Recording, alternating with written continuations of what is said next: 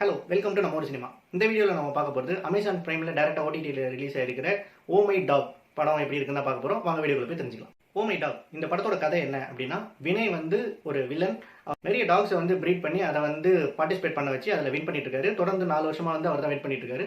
So அடுத்த வருஷமும் நான் தான் வின் பண்ணுவேன் அப்படின்ற மாதிரி வந்து ஒரு பேட்டி கொடுக்குறாரு. அண்ட் ஒரு ஜெயிக்கிற நாயை வந்து ப்ரீட் பண்ணி அதோட குட்டிகளை வந்து வளர்க்குறாரு.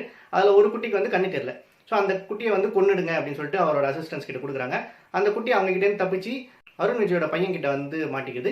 ஸோ அந்த பையன் வந்து அந்த நாய்க்குட்டியை எப்படி வளர்க்குறான், அதுக்கப்புறமா அந்த கான்டெஸ்ட்டில் வந்து ஜெயிச்சானா இல்லையா அப்படின்றதான் இந்த படத்தோட கதை. ஸோ இந்த படத்தோட ப்ளஸ் பாயிண்ட் அப்படின்னு சொல்லணும்னா அவங்களோட டார்கெட்டட் ஆடியன்ஸ் யாருன்னா வந்துட்டு இப்போ ஸ்கூல் லீவ்லாம் விட்டு எல்லாரும் சின்ன பசங்களாக இருக்காங்களா, ஸோ அவங்க தான் வந்து அவங்களோட டார்கெட்டட் ஆடியன்ஸ்.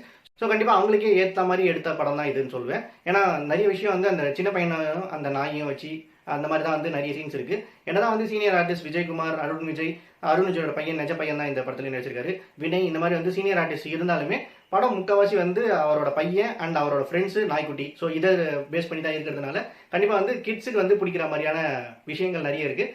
அண்ட் அதையும் தாண்டி வினயோட கேரக்டரைசேஷன், ஸோ அதுவும் வந்து பார்த்தோம்னா வந்து சார்லி அந்த சாக்லேட் ஃபேக்ட்ரியில் வர ஜானி டிப் கேரக்டர் மாதிரியும், அதுக்கப்புறமா அந்த கூட இருக்கிற 2 அசிஸ்டன்ட்ஸ் அவங்க பண்ணுற விஷயம்லாம் வந்து ஹோம் அலோனில் வந்து திருடங்கள்லாம் வருவாங்க. ஸோ அவங்களாம் வந்து பண்ணுற மாதிரியான விஷயங்கள், ஸோ இது மாதிரியே வந்து கிட்ஸுக்கு பிடிச்ச விஷயங்கள்லாம் வந்து நிறைய யூஸ் பண்ணியிருக்காங்க இந்த படத்தில். ஸோ கண்டிப்பாக வந்து கிட்ஸ் கண்டிப்பாக மிஸ் பண்ணாமல் பார்க்க வேண்டிய ஒரு படம்.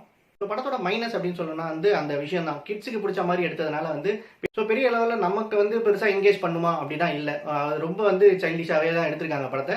நமக்கு வந்து பார்த்து அடுத்தடுத்த சீன் என்ன நடக்கும் அப்படின்றது நமக்கு தெரிஞ்சிடும். அண்ட் நிறைய விஷயங்கள் வந்து கிட்ஸே வந்து போய் பண்ணுற விஷயங்கள்லாம் பார்த்தோம்னா, எப்படா ஒரு குழந்தைய ஒரு பையனே வந்து போயிட்டு எல்லா விஷயத்தையும் பண்ணிடலாம், அவனோட ஃப்ரெண்ட்ஸுமே போயிட்டு எல்லா விஷயத்தையும் பண்ணிடுறாங்களா அப்படின்ற மாதிரியான யோசிக்கிறதுக்கு நிறைய விஷயங்கள் இருக்குது.